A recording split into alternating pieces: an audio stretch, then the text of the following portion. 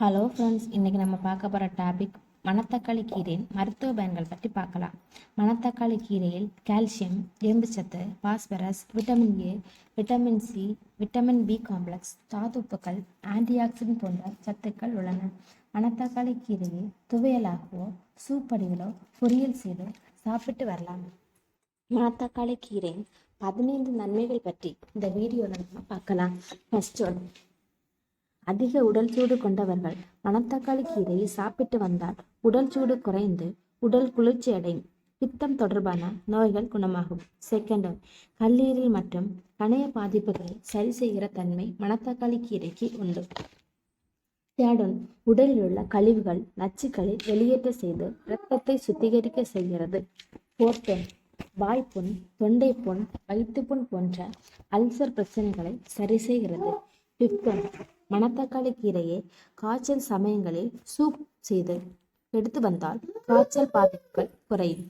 Sixth one, சிறுநீர் தொற்று, சிறுநீர் பாதை எரிச்சல் பிரச்சனைகளை சரி செய்கிறது. செவன்த், மணத்தக்காளி கீரை உடலில் உள்ள வலி வீக்கத்தை குறைத்து வலி நிவாரணியாக செயல்படுகிறது. எய்த் ஒன், மணத்தக்காளி கீரையில் உள்ள நார்ச்சத்துக்கள் உடல் கழிவுகளை வெளியேற்ற செய்து மலச்சிக்கல், மூலநோய் பாதிப்புகள் ஏற்படாமல் செய்கிறது.